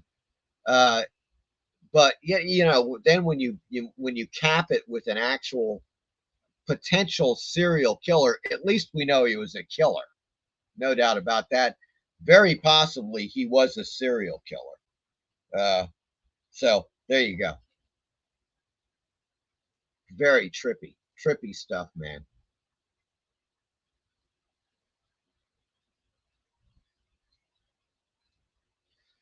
Steve Harrison, I love all that stuff. Dick Ayers did a lot of horror stuff. Chick Stone, Carl Burgos, yes, indeed. Yeah, and well, Chick Stone and Carl Burgos did a lot of work, newer work on for Eerie Publications. No doubt about that, as well as, of course, the pre-code stuff. Apex serial killer playing a serial killer. He's done his research. Well, he plays a radiographer or whatever the hell in The Exorcist. Apex says no stunt woman for Ellen Burstyn. Apparently not. Apparently she went for it, did the stunt, and got injured. He's only in one scene. Because he's not an actor. He's an actual, I guess, a radiologist. Joe says pretty much what inspired Cruising, another Friedkin film. Yes. Apex says he currently finds victims from a New York gay pride parade. There you go, folks. Jacob says crazy story, never knew about this guy. Yeah, very weird stuff. I mean, The Exorcist just has all kinds of bad juju surrounding that film. I mean, that's all I can say. And it makes you think, folks. It really makes you think. I mean, look. William Friedkin, one of the greatest American directors of all time. There is no doubt about that. The Exorcist, The French Connection, Sorcerer. If you haven't seen Sorcerer, you got to see Sorcerer. Just to name a few, just absolutely one of the most incredible directors ever. And a lot of intensity behind his films. No doubt about that. So that is that, folks. And let's take a look here. Oh, there it is. Oh boy. Yeah, now what's wrong with TUBI? Oh, I see. TUBI, shit. Come on, man. Okay. TUBI was acting up on me. There we go. Oh, shit. I gotta scroll down.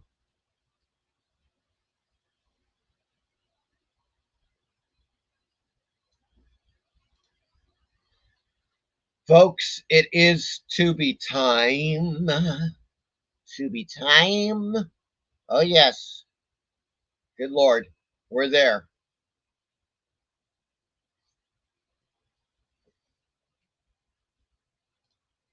Steve Harrison says, real method acting. Yeah, no doubt about it.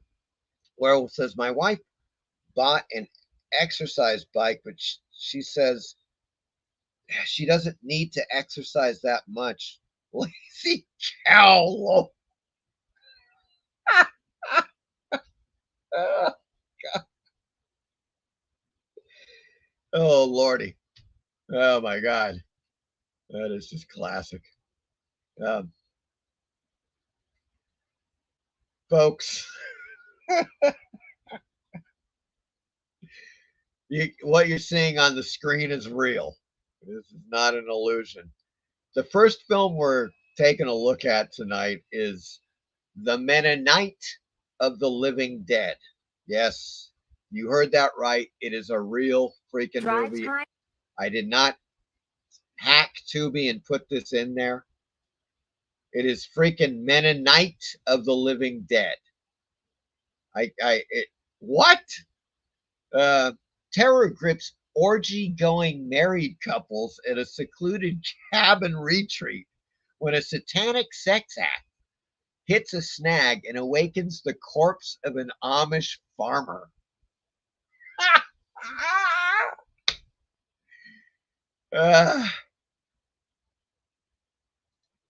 Now, here's the bad news, folks. That's the funniest stuff about this movie. Look, you can watch the trailer. Watch the trailer. That was pretty much enough for me. You might watch the movie. I don't know, but I got the gist of it. But I mean, come on, The Mennonite of the Living Dead. Are you shitting me? I think they get an A for audacity. Let's put it that way, folks. They're getting an A for audacity. What the hell?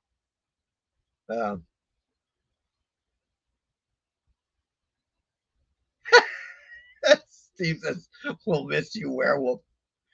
Oh God. Oh, the horror. TUBI time. Werewolf says, "Ha, she's not even awake yet, Steve. Ha." And she must never know. She must never know. I think it's about time for a rather large super chat. Don't you think, werewolf? Oh, God. Steve says, sequel to Dawn dishwashing detergent of the dead.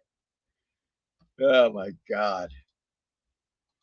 Yeah, there it is, folks. Men and I of Living Dead. I don't know what to tell you. I don't recommend watching it. Although you might watch the trailer. But that's one hell. That is just, these guys have the chutzpah to make the Mennonite of the Living Dead from 2019. Now, this I cannot recommend highly enough. If you've seen the Roger Corman Fantastic Four film, you need to watch Doomed. This is the making, the untold story of Roger Corman's Fantastic Four. Folks, you got to see it, especially if you've seen the movie. You know, a documentary that tells the history of the ill-fated movie version of the Fantastic Four that was executive produced by Roger Corman. It's fantastic. It's just great, man. You could watch them back to back. Watch the Corman produced film and then watch this documentary. Good Lord. Okay, I've seen The Bat People actually recently, folks, and I don't know what to say about it. It's got its ups and downs. It's a real dinner al fresco. Oh, you're a worries. Bastard. There you go. It's a mixed bag. I don't know what to say. It's a real mixed bag. There's some good special makeup effects, and then it's really boring. The Bat People, 1974. A bat bite inside an underground cave turns Dr. John Beck's honeymoon into a killing spree as he struggles to hide his new bloodthirst from his bride. There you go.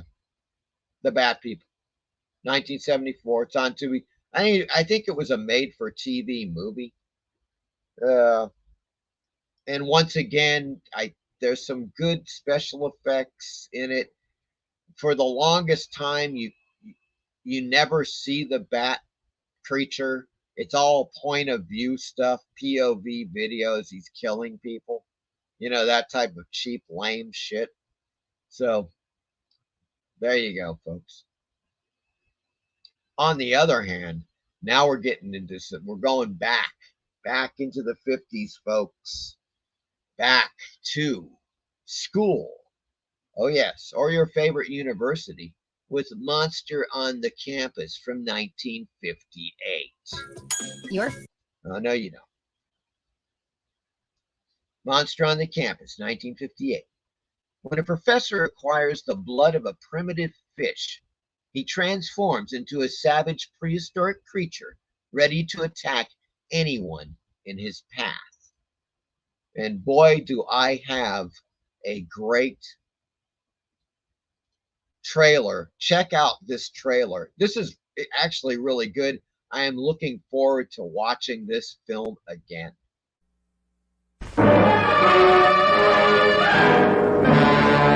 I say that if you were injected with this, you'd revert to a primitive anthropoid, physically as well as mentally.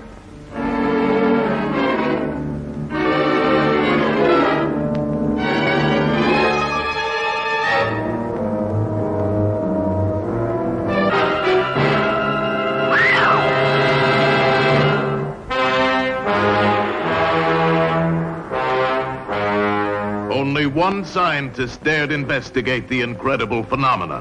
How a pet dog reverted to an antediluvian wolf. Look at those teeth. That dog is a throwback. How a simple dragonfly had become a winged monster of a species extinct for millions of years. Now, before your very eyes, see a man revert to a half-human anthropoid from the dawn of creation. A monster leaving behind a trail of death and destruction. Oh, it's impossible. Nobody's got a footprint like that. I'll rest when I find the killer. That's not your responsibility. That belongs to the police. Madam, I know what I'm doing. Even he did not suspect the incredible truth. Neither did the police, nor the girl coming to keep a lover's rendezvous.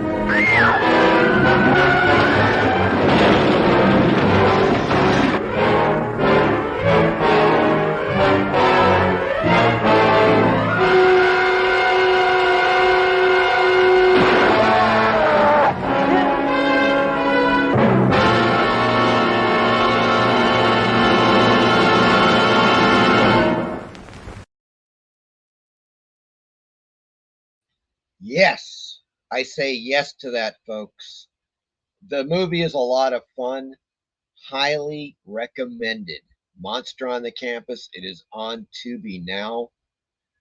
It's just really an entertaining film. It's got a lot of creatures in it. You got your saber-toothed dog, which is like a German Shepherd. They put fangs on him.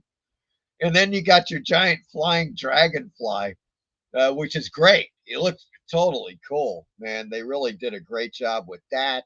You got your coelacanth, of course, the large primitive fish they find.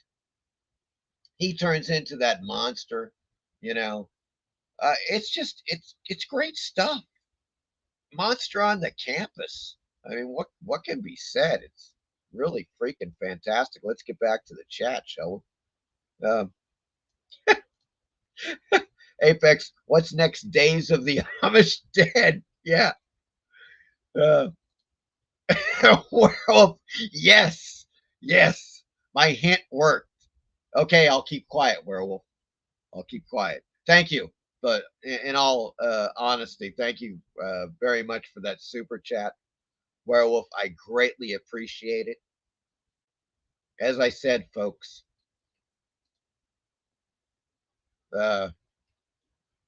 you know, it all goes to maybe a future film. See what I'm saying there? So buy my movie or send me a damn super chat, for Christ's sake. Help me out. Help a filmmaker out, will you? No, thanks, Werewolf. I appreciate it, man. Steve says, it all ties in with the rushed Punisher and Captain America. Doomed explains the Marvel license running out on Corman. Yes, and Corman still pocketed $1 million. Incredible. Of course, because it's Corman. You know. Fireball Comics. Rebecca Staub, who played Sue Storm in the Corman pick, was in the 90s version of Dark Shadows. Where we're trying to get a mortgage. $5 is all I can do at the moment. That's fine. Good luck with the mortgage, Werewolf. I will be sending good mortgage vibes your way, my good man. Apex says, I remember Monster on the Campus. Troy Donahue was in it. Saber-toothed doggy. Here, doggy. Here, dog. Here, hey, what's wrong with your teeth? Ah! That kind of thing. Monster on the Campus. And then there was that film about the intern in college that was a neurosurgeon. I think it was called Monster on the Hippocampus.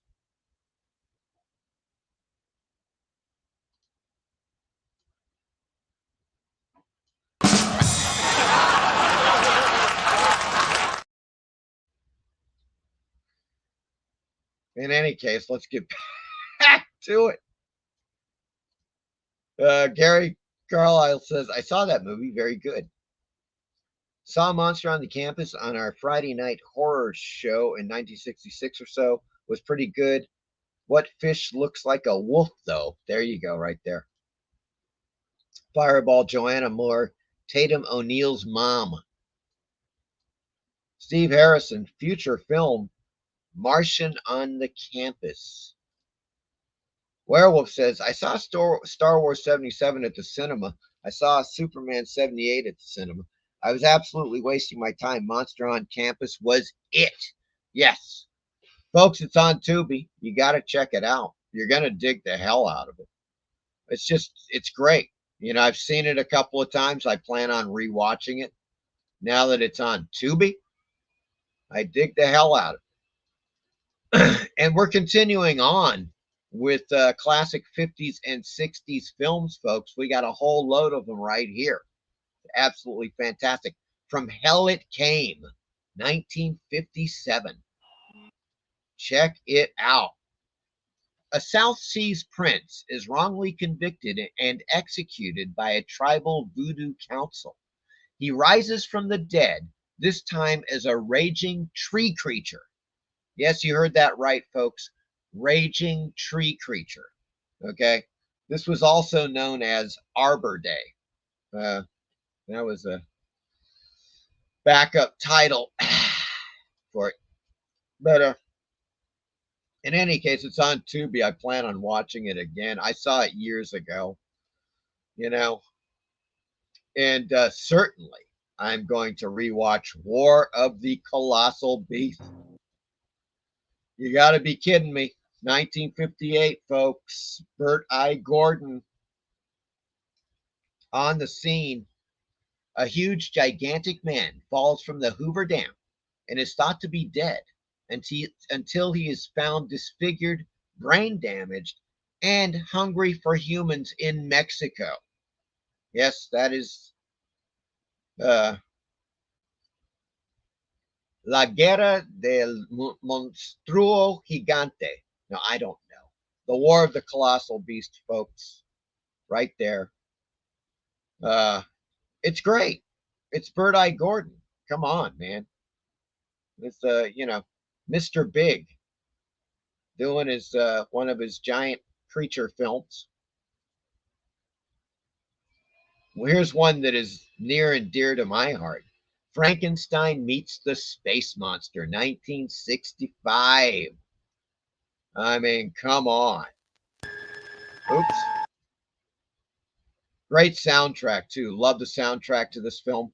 A Martian princess and a doctor replace the women on Mars, destroyed by atomic war, by raiding Puerto Rico, while a shot-down android terrorizes all. Yes, you heard that right, folks. And one point of interest here, it stars a young James Karen. Yes, you may recognize James Karen from Return of the Living Dead and Return of the Living Dead Part 2. You know, he runs UNITA, the supply company. You know, just absolutely fantastic actor, James Karen. Well, he is in Frankenstein Meets the Space Monster. There we go. Look at that title. That is just commanding you to watch it. Okay? And of course, your old pal Horror Mike, well, guess what? He's got the trailer. Do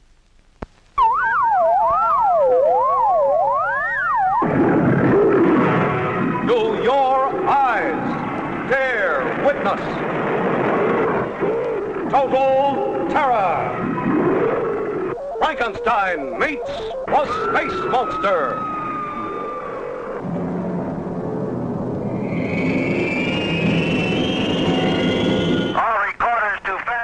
This is it.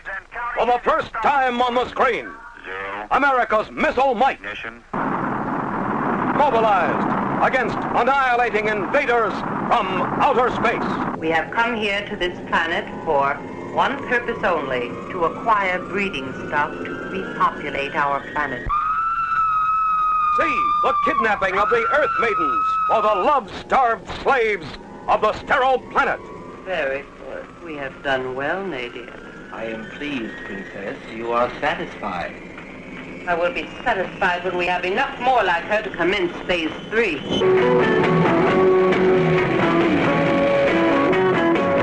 See the terrifying invasion of the beach party.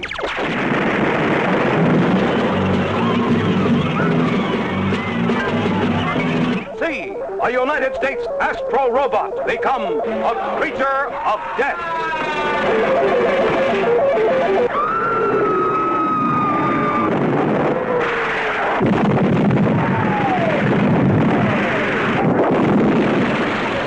For the first time, see Earth horror versus space terror.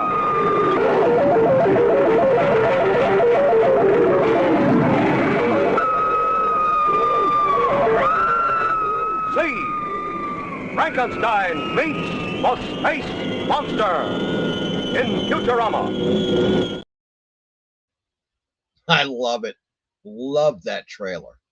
That is just, I mean, folks, that is one hell of a trailer right there. Frankenstein meets the space monster on Tubi. Actually, I think it's been on Tubi for a while, but I had to put it in the lineup because it's just one hell of an entertaining low-budget schlocker. You know, you just got to get in there and watch the thing. I think you'll appreciate it. 1965, folks. And of course, you could follow that up with a viewing of The Horror of Party Beach from 1964. Weird atomic beasts who live off human blood. Oh boy.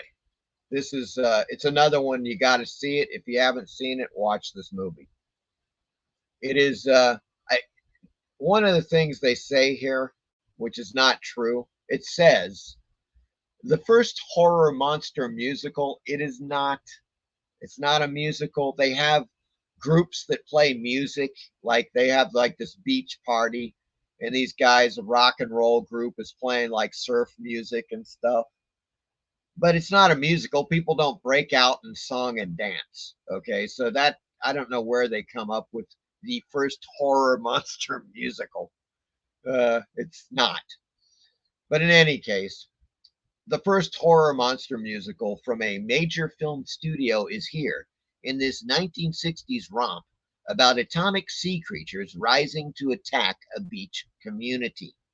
There you go. Directed by Del Tenney. Oh, good old Del Tenney. Let's see what they've got on Tubi. Oh shit, they got some stuff on Tubi. Of course, I Eat Your Skin. They have Elvira presenting I Eat Your Skin.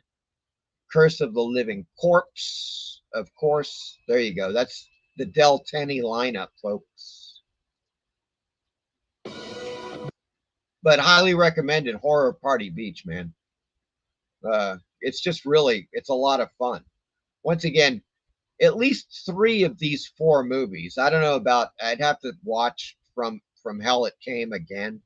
But War of the Colossal Beast, Frankenstein Meets the Space Monster, The Horror Party Beach, naturally, Monster on the Campus. Those 4 50s and 60s movies are really quite good, quite entertaining. You'll be glad you watched them. I'm telling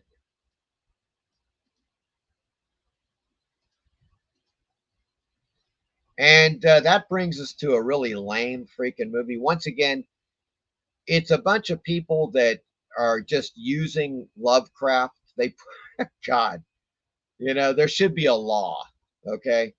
It says H.P. Lovecraft's Beyond the Dunwich Horror. In the first place, he never wrote a story called Beyond the Dunwich Horror. He wrote the Dunwich Horror. These people are just capitalizing. Oh, I got to show you that in the cover too. I'm going to bring this up a little bit.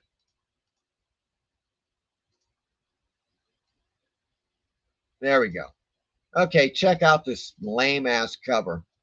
Okay, there are no skulls in the Dunwich Horror.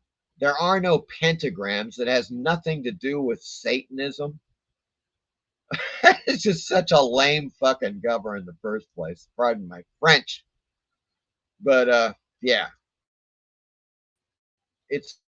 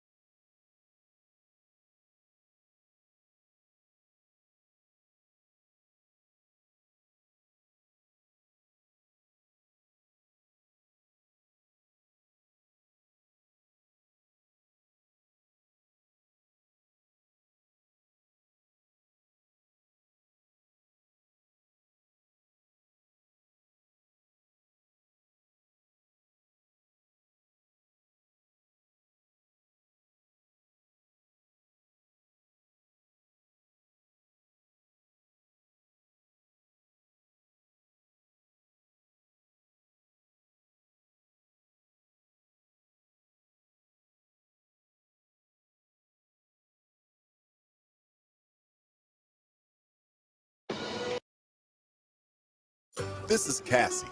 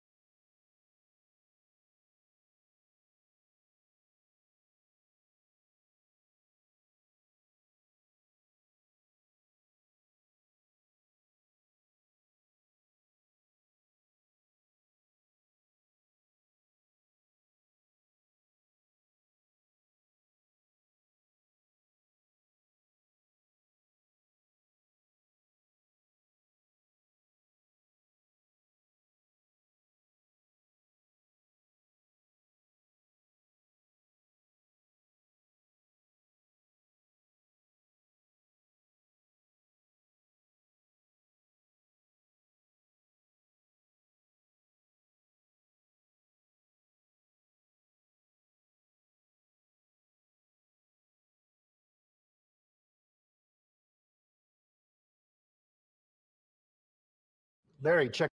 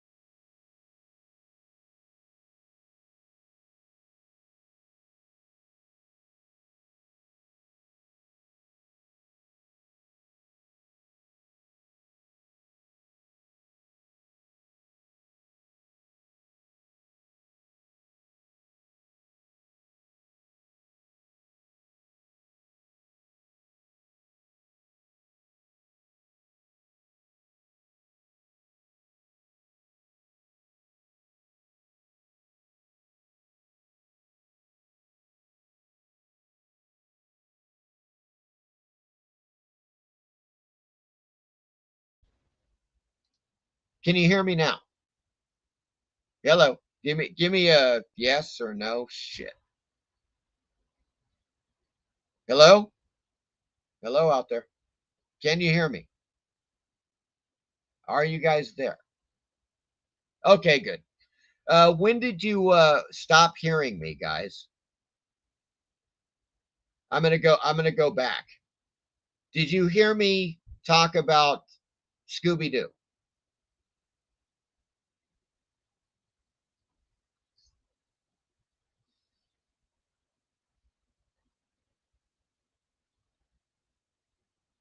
Oh, the movie before Scooby. Okay, let me try this again.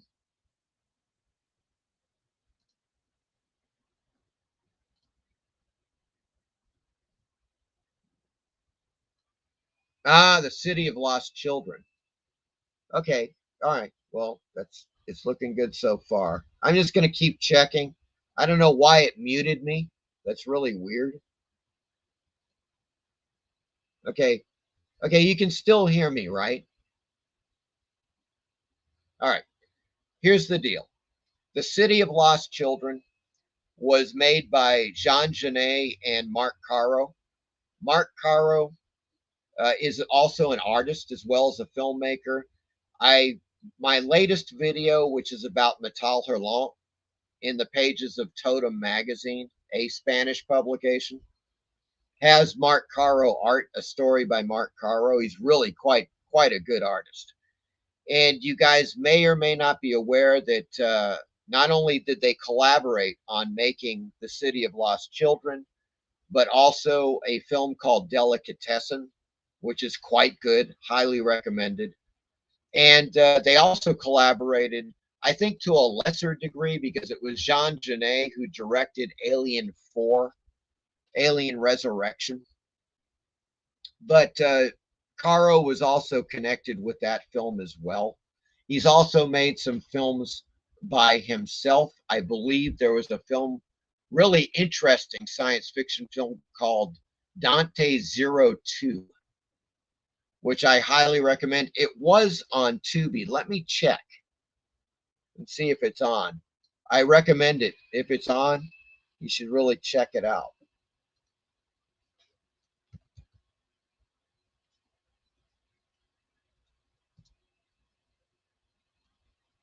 Ah, shit.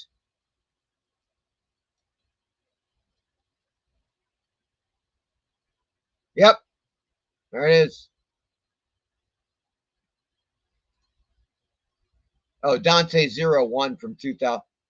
Dante 01 on the right from 2008, science fiction film by Mark Caro.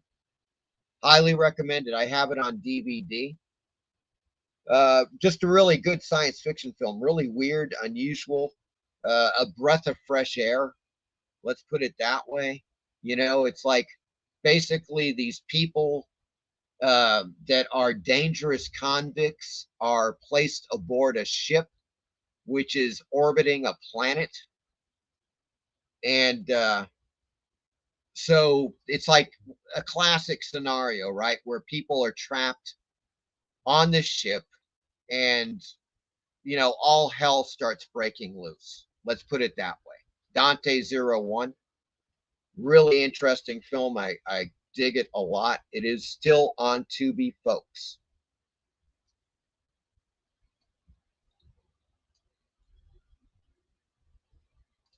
Let's see. Steve Harrison, they did Alien 4, City of Lost Children, and Delicatessen. Highly recommend Delicatessen. Folks.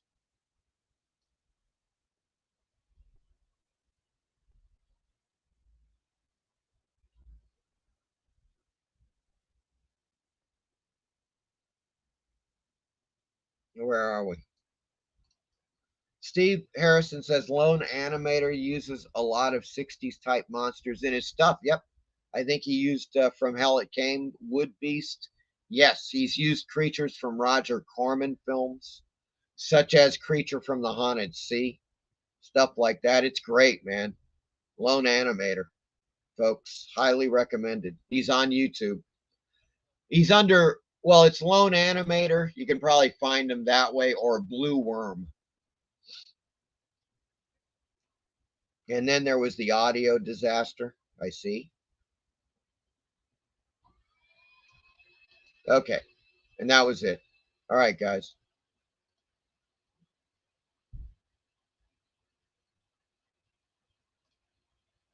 Groovy. Well, folks, that wraps up the show for tonight. I hope you enjoyed it. That was quite a bit of stuff to get through. And fortunately, we got through it at a relatively good pace, with the exception of the tragic loss of sound, from which no one recovered, apparently. But in any case, I've already started lining up stuff for next week. It's going to be quite cool. I will also have an announcement next week, which is, I think you will find of particular interest. Okay. It's good. It's a good announcement, folks. So yeah, that will, I believe, be something that you're going to want to hear for yourself. Okay, that's what I'm saying right now. But in any case, folks, once again, thanks for coming. Thanks for tuning in to the Horror Mike Show. Steve says, great show, Mike. Next week sounds promising. It is. You're going to want to check it out. I think you're going to find it quite interesting. Okay. I'm already working on it. It's going to be a good one, folks. Easy Comic Reader says, thank you, Mike. Said it before. I'll say it again. Always learn something new. Well, thank you for being here, Easy Comic Reader. I'm glad you enjoyed the show. Jacob, another great show. Thanks, Mike. Thank you, Jacob. I appreciate that. So remember, Apex tomorrow night, 8 p.m. Central, I believe, on Apex Comics. You may want to check that out. And of course, I will be back Friday night, as always, 7 p.m. Eastern Time next week. And I hope you guys have a great weekend. And I will talk to you soon. I'm going to leave you with a little Starfires.